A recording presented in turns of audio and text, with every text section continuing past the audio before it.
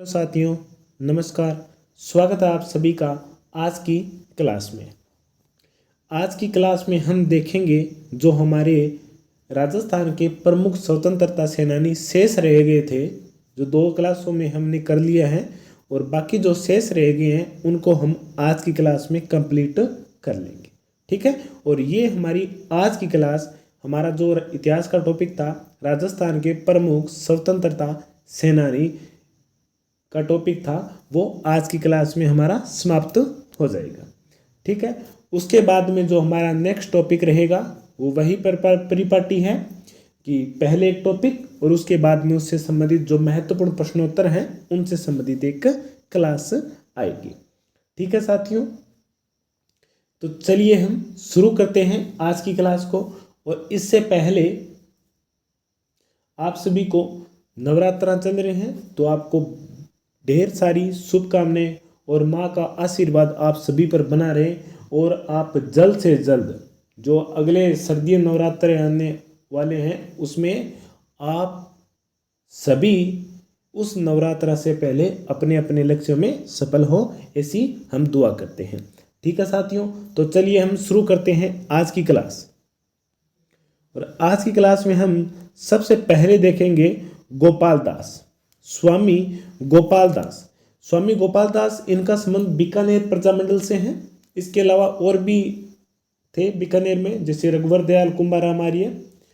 इनके बारे में कुछ के बारे में तो हमने किसान आंदोलन में कर लिया था, बाकी हम जो अगले हमारा टॉपिक रहेगा जन जागृति आंदोलन, उसमें भी देख लेंगे। ठीक है। स्वामी गोपाल दास वो थे जिन्होंने चूरू जिले में स्वतंत्रता की एक अलग जगह थी। जिस प्रकार हमने देखा था कि अर्जुनलाल सेठी थे जिन्होंने स्वतंत्रता और जन जागृति की अलग जगह थी राजस्थान में, उसी प्रकार चूरू में जो स्वतंत्रता की अलग जगह थी वो थे स्वामी गोपाल दास। और जब बीकानेर के तत्कालीन शासक महाराणा गंगा सिंह लंदन में गोलमेज सम्मेलन पर भाग लेने गए थे, तब इन्होंने इनका विरोध भी किया था और उनके विरोध में पर्चे भी बांटे थे। बाद में बीच सम्मेलन में जब गंगा सिंह को इस बात का पता चला था कि राज्य में आंदोलनकारी गतिविधियां बहुत ज़्यादा फैल रही है, तो वो वहाँ से वापस आए थे। और वापस आते ही उन्होंने स्वामी गोपाल दास को क्या कर लिया गया था, बंदी बना लिया था, उन्हें जेल में बंद कर दिया गया था। ठीक है। इसके अलावा बीकानेर के जो षड्यंत्र केस हुआ था एक, उसके बारे में भी हम बहुत सारी बातें हैं, वो हम यहाँ पर ना पढ़ते हुए उनको जन जागृति के आंदोलन में पढ़ेंगे। ठीक है, बड़े ही विस्तार से। चलिए बात करते हैं स्वामी गोपाल दास। जन्म 1882, मृत्यु 1939 में। 1939 में किसकी मृत्यु हुई थी? कौन से थे? हमने हमारी कल की क्लास में देखा था। कौन थे 1939 में? अमरदास विरागी के नाम से प्रसिद्ध हुए थे जोरावर सिंह बारहट, जिन्हें आजीवन तक पुलिस नहीं पकड़ पाई थी, वारंट इशू होने के बाद भी। इन्होंने बीकानेर राज्य के चूरू जिले में स्वतंत्रता की अलख जगाई थी। किन्होंने? स्वामी गोपाल दास ने। ठीक है, चलिए आगे देखते हैं। अगला हमारा पॉइंट है कि दूसरे गोलमेज सम्मेलन में जब बीकानेर के शासक गंगा सिंह के भाग लेने पर महाराजा के विरुद्ध अखिल भारतीय देसी राज्य लोक परिषद के कार्यकर्ताओं ने पर्चे बांटे थे। इस पर स्वदेश लौटते ही महाराणा ने गोपाल दास सहित उनके अनेक कार्यकर्ताओं को गिरफ्तार कर लिया गया था। ठीक है, ये थी उनके गोपाल दास के बारे में। ज़्यादा नहीं है, गोपाल दास के बारे में आपको 3 बातें याद रखनी है। नंबर 1 कि बीकानेर राज्य के चूरू जिले में स्वतंत्रता की अलग जगाने वाले कौन थे? तो स्वामी गोपाल दास। ठीक है, यह प्रश्न थोड़ा सा घुमाकर पूछा जा सकता है कि स्वामी गोपाल दास का संबंध किस जिले से है? ठीक है, चूरू जिले से होगा। या कुछ और थोड़ा सा घुमाकर पूछा जाएगा तो क्या हो सकता है कि स्वामी गोपाल दास का संबंध किस आंदोलनकारी राज्य से था? ठीक है, तो हमारा उत्तर रहेगा बीकानेर, क्योंकि उस समय ये बीकानेर के अधीन में ही था। जब महाराणा गंगा सिंह कहाँ पर गए थे? लंदन में गोलमेज सम्मेलन में। अच्छा, एक बात और बताता हूँ, गोलमेज का अर्थ क्या होता है? इसका नाम गोलमेज क्यों पड़ा था? 3 हुए थे। ठीक है, इसका नाम गोलमेज इसलिए पड़ा था क्योंकि ये एक गोल मेज थी। ठीक है, मेज, उस पे सम्मेलन हुआ था, इसलिए इसका जो सम्मेलन हुआ था, इसका नाम गोलमेज रखा गया था। ठीक है। महाराणा के विरुद्ध अखिल भारतीय देशी राज्य लोक परिषद के कार्यकर्ताओं ने पर्चे बांट दिए थे। इस पर गोपाल सिंह गंगा सिंह को जब पता चला था तो वो बीकानेर वापस लौट आए थे और आते ही उन्होंने सर्वप्रथम स्वामी गोपाल दास और उनके साथियों को बंदी बना लिया था। तो अब यहाँ पर एक महत्वपूर्ण प्रश्न ये बन जाता है कि महाराणा गंगा सिंह ने लंदन से गोलमेज सम्मेलन में आते ही बीकानेर में किस आंदोलनकारी या स्वतंत्रता सेनानी को कारागार में बंद बनाया गया था? तो वो कौन थे? स्वामी गोपाल दास। ठीक है, यही बातें हैं स्वामी गोपाल दास के बारे में, और ज़्यादा कोई महत्वपूर्ण बात है नहीं। अगर कोई और बात है, जैसे चूरू में इन्होंने तिरंगा झंडा फहराया था, वो सभी बातें हम जन जागृति आंदोलन में पढ़ेंगे। ठीक है, चलिए आगे चलते हैं। आगे हम पढ़ेंगे बाल मुकुंद बिसा के बारे में। बाल मुकुंद बिसा का संबंध, सबसे पहली बात यही है कि बाल मुकुंद बिसा का संबंध किससे है? तो वो है बाल मुकुंद बिसा जोधपुर के हैं। ठीक है, एक बात याद रखना, बाल मुकुंद बिसा को राजस्थान का जतिन दास भी कहा जाता है। ये जतिन दास कौन था उसके बारे में बता देता हूं कि भारत में जो क्रांतिकारी जैसे चंद्रशेखर आजाद, भगत सिंह, राजगुरु, सुखदेव, इनकी एक कमेटी गठी थी जिसका नाम था हिंदुस्तान रिपब्लिक सोसाइटी, सोशलिस्ट। ठीक है, तो उसी का एक सदस्य थे जतिन दास, और उन्हें लाहौर जेल में बंदी बना लिया गया था। और उन्होंने लाहौर जेल में रहते हुए इन्हीं राजनीतिक बंदियों को रिहा करवाने के लिए लगभग 63 दिन तक भूख हड़ताल की थी, और अंततः वहीं पर उनका निधन हो गया था 25 वर्ष की उम्र में। ठीक है, और यही सेम की सेम जो विशेषता थी वो बाल मुकुंद बिसा की थी। इन्हें 1942 में बंदी बना लिया गया था। ठीक है, और वहां पर उन्होंने अमानवीय अत्याचार के कारण वहां पर भूख हड़ताल कर दी थी और जेल में ही इनकी मृत्यु हो गई थी। ठीक है, और जब बाल मुकुंद बिसा का अंतिम संस्कार किया जा रहा था, अंतिम यात्रा निकाली जा रही थी, उसमें उस समय आप अनुमान लगा लो कि 1940-42 की बात है। उस समय जो पर्याप्त साधन नहीं थे आने जाने के, तो दूर दूर से लोग पैदल चल कर आए थे। लाखों लोगों की भीड़ लगी थी इनके अंतिम संस्कार में। ठीक है, अब पढ़ते हैं बाल मुकुंद बिसा के बारे में लाइन टू लाइन। बाल मुकुंद बिसा जिन्होंने नागौर में चरखा संघ एवं खद्दर भंडार की स्थापना की थी। ठीक है, एक पॉइंट कि नागौर में चरखा संघ की स्थापना किसने की थी? एक चरखा संघ और भी है जिसकी स्थापना 1927 में जमनालाल बजाज ने भी की थी। जमनालाल बजाज वही है जिन्हें गांधी जी के बेटे की उपाधि दी गई है। ठीक है, इन्होंने चरखा संघ स्थापना की थी कहां पर? नागौर में। इसके अलावा एक खद्दर भंडार का भी स्थापना की थी कहां पर? नागौर में। किसने? बाल मुकुंद बिसा में। राजस्थान के जतिन दास के नाम से भी जाना जाता है, क्योंकि जतिन दास भी भूख हड़ताल करते हुए जेल में ही उनका निधन हुआ था। उसी प्रकार बाल मुकुंद का हुआ था। बाल मुकुंद बिसा का जन्म 1908 में डीडवाना तहसील के पीलवा गांव में हुआ था। कहां पर? 1908 में डीडवाना तहसील के पीलवा गांव। अब इस पीलवा गांव को भी आप ध्यान में रखना, ये मैं बहुत बार क्लासों में कहता हूं कि आप इन गांवों को इग्नोर मत करना कि गांव क्या क्या पूछे जाते हैं, पूछे जा सकते हैं। ठीक है, गोकुल भाई भट्ट से संबंधित हातल गांव के बारे में पूछा जा सकता है, तो बाल मुकुंद बिसा के जन्म स्थान पीलवा गांव के बारे में क्यों नहीं पूछा जा सकता है? ठीक है, पूछा जा सकता है, ध्यान में रखना। अगला हमारा पॉइंट है 1942 में जय नारायण व्यास के नेतृत्व में शुरू हुए जन आंदोलन के दौरान बिसा को 9 जून 1942 को भारत रक्षा कानून के अंतर्गत बंदी बनाकर के जेल में डाल दिया गया था। जय नारायण व्यास कौन है? जिन्होंने अखंड राजस्थान नामक एक पत्रिका का प्रकाशन भी किया था। इसके अलावा पोपाबाई की पोल, नाम सुना है, उसका भी प्रकाशन किया था। इन दोनों बातों को आप एक बार नोट कर लेना। ठीक है, पोपाबाई पोल और अखंड भारत। ठीक है, 1942 में जय नारायण व्यास के नेतृत्व में हुए जन आंदोलन में बाल मुकुंद बिसा को 9 जून 1942 को बंदी बना करके जेल में डाल दिया गया था। आगे देखते हैं। आगे हम देखेंगे कि जेल में उन्होंने भूख हड़ताल शुरू कर दी थी। किसने? बाल मुकुंद बिसा ने। ठीक है, उनका स्वास्थ्य जैसे बिगड़ा तो उन्होंने पुलिस ने उन्हें अस्पताल में भिजवाया था, परंतु 19 जून 1942 को उनका अस्पताल में मृत्यु हो गई थी। ठीक है। और उस जमाने में 1 लाख लोगों ने मीलों पैदल चलकर इनकी अंत्येष्टि में भाग लिया था। किनकी अंत्येष्टि में? बाल मुकुंद बिस्सा के। ठीक है, ये थे बाल मुकुंद बिस्सा, जिन्हें राजस्थान का जतिन दास कहा जाता है। Number 1 point. दूसरा, इनका जन्म डीडवाना के पीलवा गांव में हुआ है। 2 पॉइंट। ठीक है।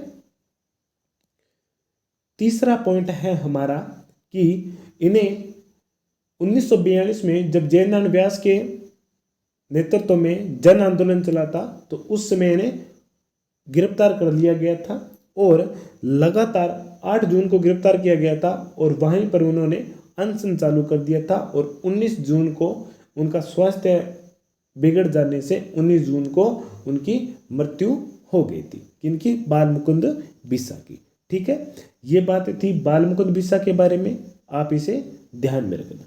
ठीक है, चलिए आगे चलते हैं। आगे हम पढ़ेंगे सागरमल गोपा के बारे में। नाम आपने सुना होगा, काफी चर्चित पुरुष रहे हैं ये। जैसलमेर में जो राजनीतिक जन जागृति थी, उनको लाने का श्रेय भी इन्हें ही जाता है, सागरमल गोपा को। ठीक है, सागरमल गोपा जो कि जैसलमेर में थे। पहली बात, इन्होंने अत्याचारी निरंकुश राजशाही का कड़ा विरोध करके जैसलमेर राज्य में राजनीतिक चेतना उत्पन्न करने के साथ शिक्षा प्रसार पर भी विशेष जोर दिया था। किसने? सागरमल गोपा ने।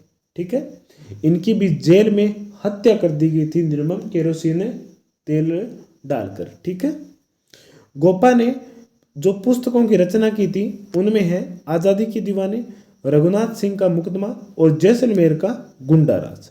ठीक है, इनसे संबंधित ये 3 पुस्तकें हैं। किसके द्वारा लिखी गई है? गोपा के द्वारा।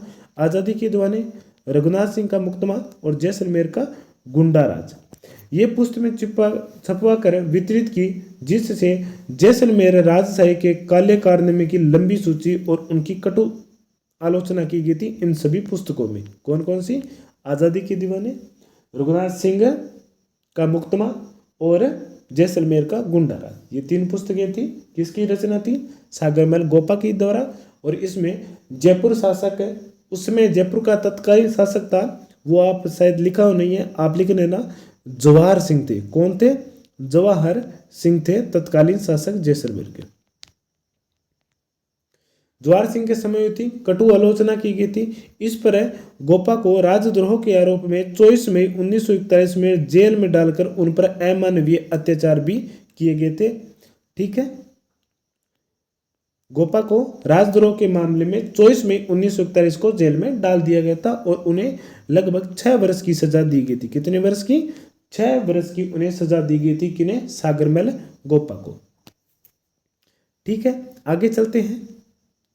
इस पर जब इनकी गिरफ्तारी के बारे में मारवाड़ लोक परिषद के अध्यक्ष जयनारायण व्यास को इसकी सूचना मिली, तो उन्होंने 8 मार्च 1946 को पॉलिटिकल एजेंट को पत्र लिख करके गोपा के संबंध में वस्तु स्थिति का पता लगाने का आग्रह किया था। ठीक है, किसे? एक पॉलिटिकल एजेंट था, उसे किसने? जयनारायण व्यास ने। परंतु संयोगवश क्या हुआ कि पॉलिटिकल एजेंट ने 6 अप्रैल को जैसलमेर जाने का निर्णय लिया था।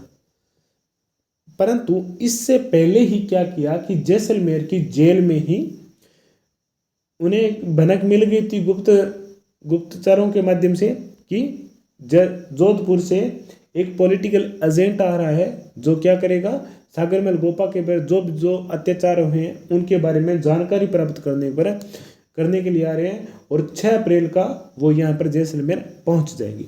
परंतु इसी बीच क्या हुआ कि जैसलमेर के जो राजशाही थे उन्होंने 3 अप्रैल की रात को सागरमल गोपा को जेल में ही जिंदा जला दिया था और बाद में उसे नाजुक अवस्था में अस्पताल ले जाया गया था।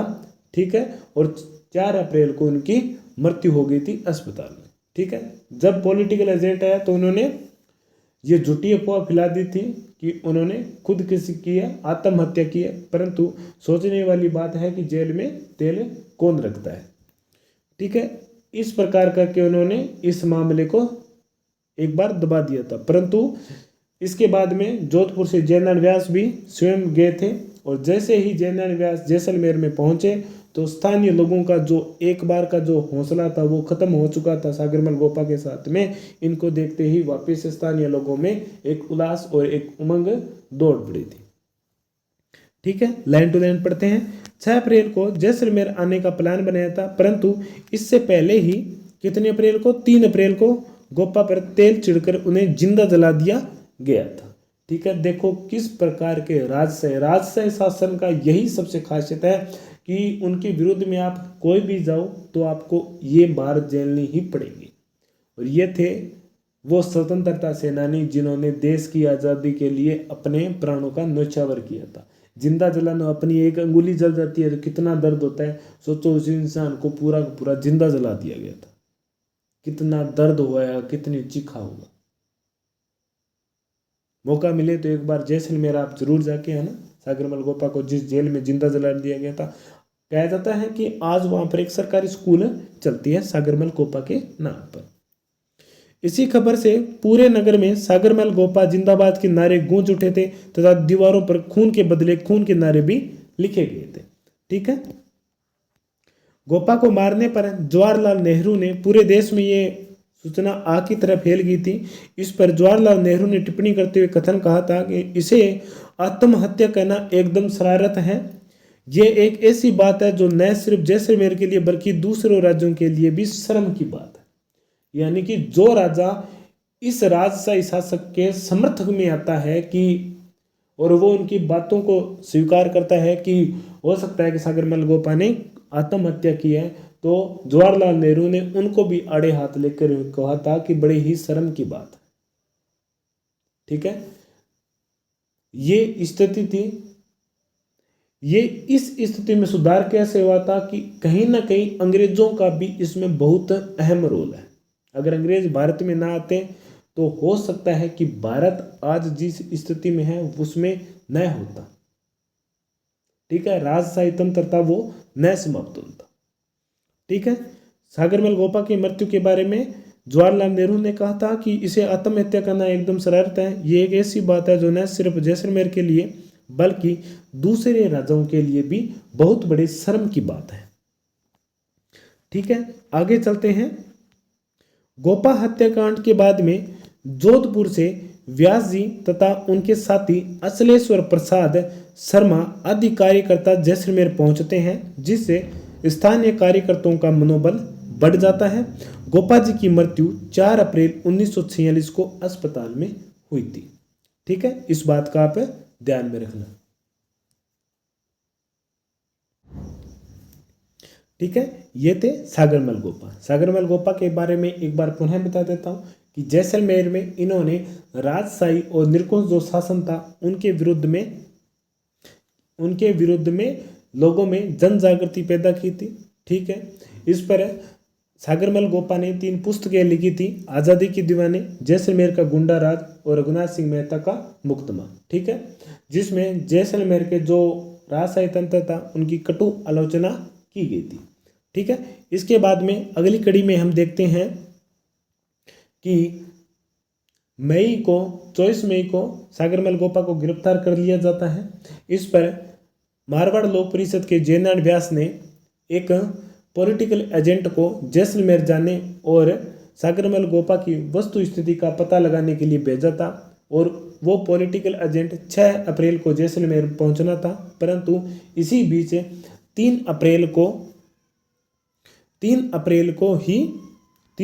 1946 की रात को ही उन पर सागरमल गोपा पर केरोसिन तेल छिड़कर उन्हें जिंदा जला दिया था। और जब ऐसी अवस्था थी कि उनके बचने का कोई प्रयास नहीं, कोई लक्षण नहीं है, तब उन्हें अस्पताल में भर्ती करवा दिया गया था और 4 अप्रैल को उनका निधन हो गया था। और ये सभी क्या बताया गया था कि उन्होंने आत्महत्या की है। तो इस पर जवाहरलाल नेहरू ने भी कहा था कि यह बहुत बड़ी शर्मसार की बात है और ये केवल जैसलमेर की ही नहीं, तमाम राजाओं के लिए। इसके बाद में जोधपुर से जयनारायण व्यास, अचलेश्वर प्रसाद ये जैसलमेर पहुंचते हैं, जिससे जैसलमेर के स्थानीय लोगों का हौसला और मनोबल है वो भी बढ़ जाता है और 4 अप्रैल 1946 को अस्पताल में सागरमल गोपा की मृत्यु हो जाती है। ठीक है, ये कंप्लीट हुआ। अब हम आगे चलते हैं। आगे हम कुछ पॉइंट हैं इनके बारे में देखते हैं। श्यामजी कृष्ण वर्मा जी जो कि अजमेर से संबंधित है, इन्होंने इंग्लैंड में इंडिया हाउस बनाया था। ठीक है, इनको आप याद रखना, ध्यान में रखना। और होम रूल सोसाइटी की भी स्थापना की थी। इंग्लैंड में इंडिया हाउस और होम रूल सोसाइटी की स्थापना किसने की थी? श्यामजी कृष्ण वर्मा ने। ठीक है, इसके अलावा सेठ दामोदर दास राठी जो कि कहाँ के थे? पोखरण के थे। इस बात को आप नोट कर लेना, ये पोखरण के थे। इन्हें राजस्थान का लोहा पुरुष भी कहा जाता है। इन्होंने ब्यावर में आर्य समाज तथा होम रूल आंदोलन की एक शाखा खोली थी और एक सनातन धर्म शिक्षा संस्थान की भी स्थापना की थी। ये दो अन्य राजस्थान के स्वतंत्रता सेनानी हैं, याद रखना है। श्यामजी कृष्ण वर्मा, इनका क्या योगदान है इंग्लैंड में इंडिया हाउस और होम रूल सोसाइटी। सेठ दामोदर दास राठी, ये कहाँ के थे? पोखरण के थे। ठीक है, एक बात। दूसरी बात, इन्होंने पोखरण के थे, नंबर एक। दूसरी बात, इन्हें राजस्थान का लोहा पुरुष भी कहा जाता है। और एक चीज ये है कि इस प्रकार के प्रश्न बहुत कम आने हैं कि राजस्थान का जतिन दास या लोहा पुरुष, इस प्रकार के प्रश्न कम आने, क्योंकि इनका जो पैटर्न था वो बहुत टाइम पहले था, परंतु अब नहीं है। हाँ, एक चीज ये है कि आप इन्हें याद जरूर रखना। ठीक है, इन्होंने ब्यावर में आर्य समाज की स्थापना की थी। होम रूल आंदोलन को बढ़ावा देने के लिए एक शाखा भी खोली थी, कहाँ पर? ब्यावर में। और सनातन धर्म शिक्षा संस्थान की भी स्थापना की थी। किन्होंने? श्यामजी कृष्ण वर्मा ने। ठीक है, ये थे राजस्थान के प्रमुख क्रांतिकारी। अब हम आगे बढ़ते हैं। आगे हम जो राजस्थान की जो महत्वपूर्ण महिला कार्यकर्ता हुई हैं उनके बारे में पढ़ेंगे। सबसे पहले हम देखते हैं रमा देवी के बारे में। रमा देवी जन्म जयपुर में वेद गंगा साहे के घर हुआ था। ठीक है, वैद्य गंगा साहे थे। ये गंगा साहे कौन भी थे? ये भी राजस्थान के एक स्वतंत्रता सेनानी थे जिनका संबंध जयपुर से है। प्रारंभ में इनका विवाह 7 वर्ष की आयु में ही हो गया था, परंतु 11 वर्ष की उम्र में ये विधवा हो गए थे। पहले यही स्थिति थी, बाल विवाह बहुत होते थे। ठीक है, बाद में गांधी विचारधारा रखने वाले लादूराम जोशी के साथ इनका विवाह हुआ था, पुनर्विवाह हुआ था किसका? रमा देवी का। ठीक है, रमा देवी के बारे में वैसे तो हमने जो इनकी उपलब्धि है उनके बारे में हमने पढ़ा था बिजोलिया किसान आंदोलन में। ठीक है, बाद में गांधी विचारधारा लादूराम जोशी से इनका पुनर्विवाह। रमा देवी बिजोलिया किसान आंदोलन में सक्रिय भूमिका निभाई थी, जिस पर उन्हें गिरफ्तार भी कर लिया गया था और जेल में अनावश्यक रूप पर इन पर अमानवीय अत्याचार भी किया गया था। ठीक है, लेकिन इसके बावजूद उन्होंने बिजोलिया किसान आंदोलन से अपने आप को पृथक नहीं कहा। वो लगातार उस भीड़ में एक नारी शक्ति के रूप में लगातार आंदोलन में कार्यरत थी। ठीक है, इन्हें बिजोलिया से निकल जाने के लिए कहा था, किंतु इनका एक स्पष्ट रूप से जवाब था कि जब तक किसानों पर अत्याचार बंद नहीं होंगे वो यहाँ से कहीं नहीं जाएगी, वो यहाँ पर आती रहेगी बिना गिरफ्तारी के भय के। ठीक है, ऐसी ऐसी महान वीरांगना हुई है हमारे इस राजस्थानी भूमि पर, सूरवीरों की ये भूमि है। ठीक है, आगे देखते हैं कि रमा देवी ने सविनय अवज्ञा आंदोलन में भी और सत्याग्रह आंदोलन में भी महत्वपूर्ण भूमिका निभाई थी।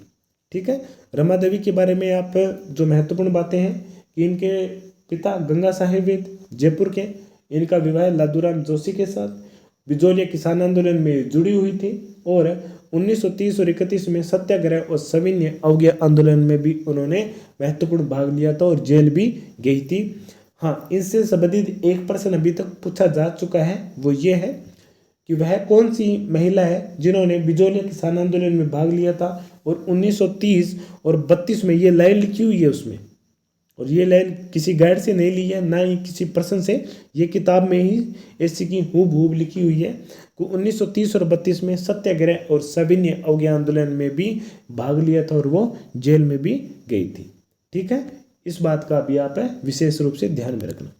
अब पढ़ते हैं अंजना देवी चौधरी। अंजना देवी चौधरी के बारे में नंबर 1, ये सीकर के थे, रामनारायण चौधरी की धर्मपत्नी थी और ये राजस्थान की वो प्रथम महिला है अंजना देवी चौधरी महिला कार्यकर्ता है जिन्हें ने गिरफ्तारी दी थी। महिला कार्यकर्ताओं में यह है पहली महिला है। ठीक है। जन्म 1897 में सीकर के श्री माधोपुर गांव में अग्रवाल परिवार में हुआ था। ठीक है। और इनका विवाह 1911 में रामनारायण चौधरी के साथ हुआ था। रामनारायण चौधरी जो बेंगूर बूंदी किसान आंदोलन में महत्वपूर्ण भूमिका निभाई थी, लेकिन बिजोली आंदोलन में भी इनकी महत्वपूर्ण भूमिका थी।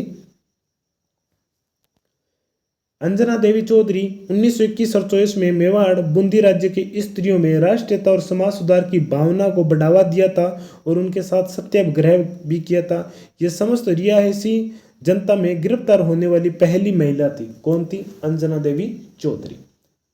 मूलत कहाँ के थे? सीकर के थे। विवाह किनके साथ? रामनारायण चौधरी के साथ। और उन्होंने 1921 से लेकर के 24 में तक मेवाड़ और बूंदी राज्य में स्त्रियों में राष्ट्रीयता और समाज सुधार हित की भावनाओं को बढ़ावा देने के लिए प्रयास किया था, सत्याग्रह भी किया था। और ये समस्त रियासी जनता में प्रथम महिला थी जिन्होंने अपनी गिरफ्तारी दी थी। ठीक है। ये थी अंजना देवी चौधरी के बारे में बातें। ठीक है। अब हम पढ़ते हैं रतन शास्त्री के बारे में, रतन देवी शास्त्री के बारे में। ये मूलत कहाँ की थी? मध्य प्रदेश की थी। ठीक है। हीरालाल शास्त्री की पत्नी थी, जयपुर की। इनका जन्म अक्टूबर 1912 में खाचरोद जो कि मध्य प्रदेश में है रघुनाथ जी व्यास के घर हुआ था। ठीक है। रतन शास्त्री मूल रूप से कहाँ की थी? एमपी मध्य प्रदेश की थी, परंतु उनका विवाह ससुराल कहाँ था? जयपुर में। इनका विवाह जयपुर के हीरालाल शास्त्री के साथ हुआ था। ठीक है। आगे चलते हैं। 1929 में ग्राम सेवा ग्रामोत्थान एवं जन सेवा के उद्देश्य से वन स्थलीय विद्यापीठ जो कि निवाई टोंक में है हीरालाल शास्त्रियों के द्वारा स्थापित थी। इसमें लड़कियों की शिक्षा के लिए स्थापित जीवन कुटीर कार्यक्रम में पूर्ण सहयोग दिया था। हीरालाल शास्त्री ने वन स्थलीय विद्यापीठ की स्थापना की थी निवाई टोंक में। ठीक है। और इसी में क्या किया था? हीरालाल शास्त्री ने लड़कियों को शिक्षा से जोड़ने के लिए एक जीवन कुटीर कार्यक्रम का शुभारंभ किया था। ठीक है।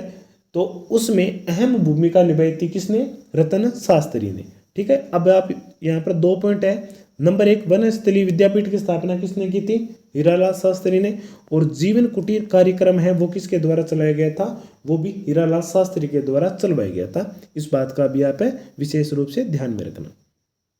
इसके बाद में रतन शास्त्री ने 1939 में जयपुर राज्य प्रजामंडल के सत्याग्रह आंदोलन में भी सक्रिय भूमिका निभाई थी और 1942 के भारत छोड़ो आंदोलन में भी भूमिगत कार्यकर्ताओं और उनके परिवारों की सेवा भी की थी। ये ज़्यादा कोई महत्वपूर्ण बात नहीं है। रतन शास्त्री मूल रूप से मध्य प्रदेश। पत्नी किन की थी? हीरालाल शास्त्री की थी। हीरालाल शास्त्री जिन्होंने निवाई टोंक में वनस्थली विद्यापीठ की स्थापना की थी और जिसमें जीवन कुटीर कार्यक्रम चलाया था। ठीक है। ये आज तक कई बार पूछा जा चुका है, परंतु ये चीज़ नहीं पूछी गई है कि जीवन कुटीर कार्यक्रम था क्या। इसका अर्थ था कि किशोरियों बालिका है जिन्हें जो शिक्षा से अभी तक नहीं जुड़ी है उनको शिक्षित करने के लिए ये संस्था ये कार्यक्रम चलाया गया था जिसे संभाल को रही थी रतन शास्त्री। ठीक है। चलिए आगे चलते हैं। आगे हम पढ़ेंगे जानकी देवी बजाज। जानकी देवी बजाज, बजाज से आपको याद आ गया होगा जमनालाल बजाज की पत्नी थी। जमनालाल बजाज वही है जिन्होंने चरखा संघ की स्थापना की थी 1927 में। और एक चरखा संघ नागौर में जिस चरखा संघ और खद्दर भंडार की स्थापना की थी वो थे बाल मुकुंद बिसा जिनका जन्म पीलवा गांव में हुआ था। बजाज जी की मृत्यु के बाद में इन्होंने गौ सेवा संघ का अध्यक्ष भी बनाया गया था। ठीक है। ये बजाज जी वही हैं जिन्होंने राजस्थान सेवा संघ में कोषाध्यक्ष का पद मिला था। ठीक है। 1944 में जयपुर प्रजामंडल अधिवेशन की अध्यक्ष किसे चुना गया था? ये प्रश्न बहुत महत्वपूर्ण है। लाल पेन से मैं इसे कर देता हूं, ध्यान रखना। 1944 में जयपुर प्रजामंडल की अध्यक्ष किसे चुना गया था 1944 के अधिवेशन का? तो हमारा राइट आंसर रहेगा उसमें किसे चुना गया था? जयपुर प्रजामंडल के अधिवेशन की देखता जानकी देवी बजाज, कहाँ के थे? सीकर के, जमनालाल बजाज के धर्मपत्नी थे। ठीक है, और इन्हें गौ सेवा संघ का अध्यक्ष भी चुना गया था। ये कोई ज़्यादा महत्वपूर्ण पॉइंट नहीं है। ठीक है, ये थी राजस्थान की कुछ महिला कार्यकर्ता जिन्होंने आज़ादी के इस आंदोलन में अपनी परिवार को, अपनी मान मर्यादाओं को छोड़ के, घूंघट की आड़ को छोड़ करके समाज के सामने आई थी और आज़ादी में अपनी अहम और महत्वपूर्ण भूमिका निभाई थी। चाहे वो जन जागृति से संबंधित आंदोलन हो या बिजौलिया किसान आंदोलन हो, हर सभी आंदोलन में इन महिला कार्यकर्ताओं ने, यानी कि इन वीरांगनाओं ने महत्वपूर्ण भूमिका निभाई थी। ठीक है, चलिए अब हम कुछ और जो अमर शहीद हुए हैं उनके बारे में पढ़ते हैं। नानक भील से आपका नाम याद आ गया होगा। नानक भील और देवीलाल गुर्जर जो कि बूंदी किसान आंदोलन से संबंधित थे। डाबी गांव की घटना अप्रैल 1922 में होती है। उसमें झंडा गीत गाते हुए, वहां पर अब मैंने यही बात लिखी थी झंडा गीत, परंतु उस झंडा गीत के बोल क्या थे? प्राण मित्रों भले ही गवाना पर झंडा ने नीचे झुकना। ठीक है, ये थे उस झंडा गीत के बोल और पुलिस की गोलियों से शहीद हो गए थे। ये घटना कब हुई थी? अप्रैल 1922 में। अब उसके बाद में हम बात करते हैं छतर सिंह और पंचम सिंह। इनके बारे में हम जन जागृति आंदोलन में वहां पर भी पढ़ेंगे। यहाँ पर आप ध्यान में रखना, ये छतर सिंह और पंचम सिंह कौन है? ये धौलपुर के हैं। धौलपुर में कांड हुआ था जिसे तसीमो कांड के नाम से भी जाना जाता है, अक्टूबर 1946 में। ठीक है, उसमें तिरंगे झंडे की सम्मान में इनको पुलिस की गोलियों से शहीद हो गए थे। ठीक है, छतर सिंह पंचम सिंह 1946 में लखमीर नामक गांव, जो कि तसीमो गांव है, ठीक है, उसी का भाग है ये तसीमो गांव। ठीक है, लखमीर नामक एक बड़ा गांव था एक, ठीक है, उसमें एक छोटा सा गांव था तसीमो। धौलपुर में तिरंगे झंडे के सम्मान की रक्षा हेतु पुलिस की गोली से शहीद हो गए थे। कौन? छतर सिंह और पंचम सिंह। ठीक है, इसे मूल रूप से लखमीर गांव अगर ना दिया हो, ज्यादातर प्रश्नों में तसीमो कांड पूछा जाता है, परंतु हिंदी ग्रंथ अकादमी में क्या है, लखमीर नामक गांव का भी जिक्र किया गया है। तो आप इसे दोनों को याद रखना, तसीमो और लखमीर। ज्यादा इनके बारे में हम जन जागृति आंदोलन में वहां पर पढ़ेंगे। ठीक है, आगे हम देखते हैं रमेश स्वामी भुसावर, यानी कि भरतपुर के थे। इन्होंने बेगार विरोधी आंदोलन के दौरान भरतपुर पुलिस के द्वारा 5 फरवरी 1947 को बस के द्वारा इन्हें कुचलवाकर मार दिया गया था। ठीक है, कौन थे? रमेश स्वामी, यानी कि जिस व्यक्ति ने उत्तरदायी शासन स्वतंत्रता के लिए अपनी आवाज उठाई थी, उन व्यक्तियों को पुलिस ने, वहां के राजतंत्र ने अलग अलग तरीकों से निर्मम उनकी हत्या कर दी गई थी। ठीक है, रमेश स्वामी का संबंध किससे है? तो भरतपुर से है। इसके अलावा किशन लाल जोशी का नाम भी आता है, उनका संबंध भी कि कहाँ से है, किस राज्य से है?